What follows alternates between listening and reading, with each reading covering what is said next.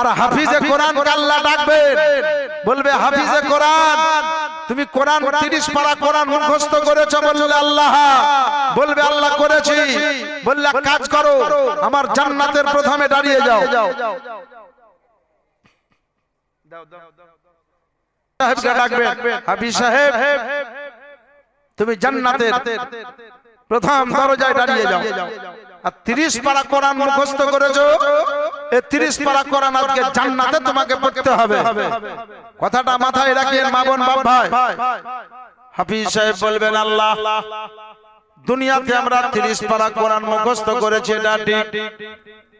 কেউ যদি আমাদেরকে দাওয়াত দিয়ে নিয়ে যেত, রব্বুল আলামিন কেউ লুঙ্গি দিত, কেউ পাঞ্জাবি দিত, কেউ টাকা দিত, নাজরানা স্বরূপ আমাদেরকে যে যেমন ব্যক্তি সে তেমন দিত। আল্লাহ বলবেন দুনিয়ার মানুষ তোমাদেরকে দুনিয়ার মতো দিয়েছে, আল্লাহ তুমি আমাদেরকে কোরআন শরীফ পড়তে বলছো, মহান আল্লাহ গো আমরা কোরআন শরীফ পড়বো, তুমি আমাদেরকে কি দিবা? আল্লাহ পাক রব্বুল আলামিন বললেন ওগো আমার বান্দা দুনিয়ার মানুষ দুনিয়ার মতো দিয়েছে। ডুরিয়াবাড়ি টিঙ্কু 500 টাকা। সুবহানাল্লাহ, একটু ভিড়টা কম করবেন ধীরে ধীরে, কারণ একটু খালি দেখেন তাদেরকে। আব্দুল আহাদ গোপালপুরের 1000 টাকা মা বাপের নামে লিখলেন। আব্দুল আহাদ গোপালপুর বাড়ি 1000 টাকা মা বাপের নামে। বেরাদারানে ইসলাম কথাটা মাথায় রাখেন। আল্লাহ পাক রব্বুল আলামিন বলবেন ওগো আমার হাফিজ, ওগো আমার বান্দা দুনিয়ার মানুষ যে যেমন কোয়ালিটি সে তেমন তোমাদেরকে নাজরানা দিয়েছে। কেউ পাঞ্জাবি দিয়েছে, কেউ টুপি দিয়েছে, কেউ জুতো দিয়েছে, কেউ মোজা দিয়েছে, কেউ টাকা দিয়েছে, যে যেমন পেরেছে দিয়েছে। কিন্তু আমি আল্লাহ পাক রব্বুল আলামিন আমি আল্লাহ আমার মতো দেব, দুনিয়ার মানুষের মতো নয়। তুমি জান্নাতের প্রথমে দাঁড়িয়ে যাও আর আউযু বিল্লাহ বিসমিল্লাহ সহ কোরআন শরীফ স্টার্ট করে দাও। সূরা ফাতিহা পড়া হবে, তারপরে সূরা বাকারা পড়বে।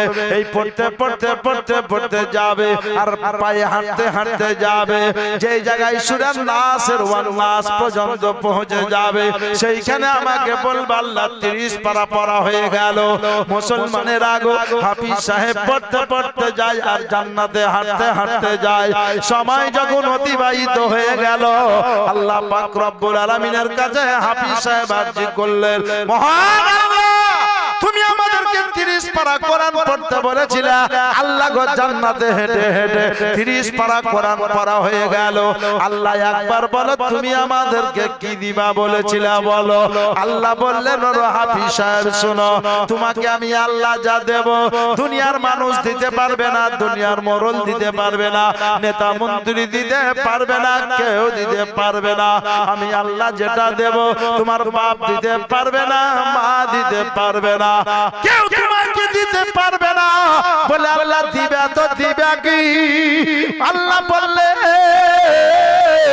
তুমি যত দূর হেঁটে এসেছো আমি আল্লাহ পাক এত দূর জান্নাত তোমাকে একাই দান করলাম।